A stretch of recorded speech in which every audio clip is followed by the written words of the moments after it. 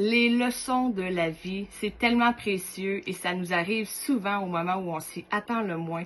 Et c'est ce qui va arriver justement à Frédéric et Anthony dans le livre Les 2 règles du camping. Ça a été écrit par Claudia Lupien et Sandra Vérilli chez A Éditeur.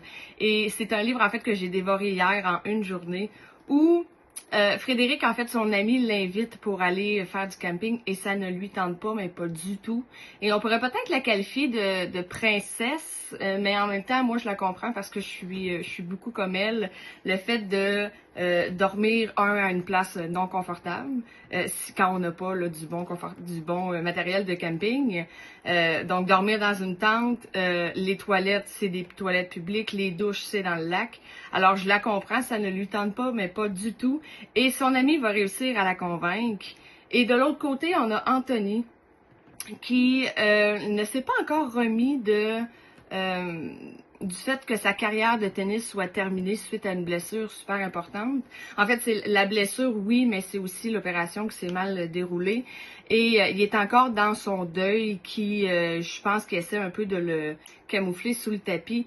Mais justement, la vie, comme je viens de le dire en début de capsule, s'occupe toujours de mettre sur notre chemin ce qu'on a besoin d'apprendre.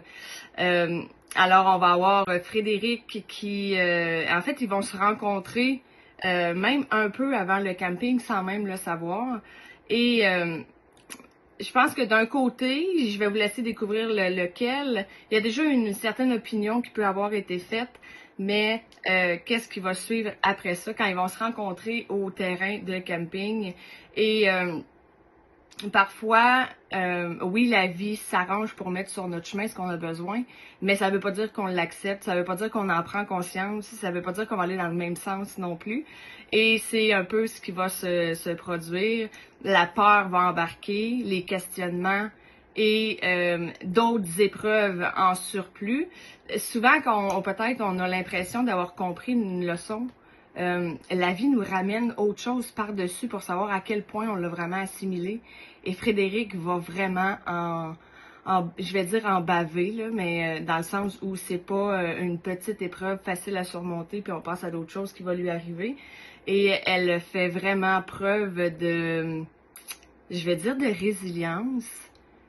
Mais ça rend pas la situation plus facile parce que j'ai l'impression que les deux personnages pensaient vraiment avoir rencontré l'amour, le vrai, celui qu'ils inconsciemment cherchaient parce que ni un ni l'autre ne voulait être en couple.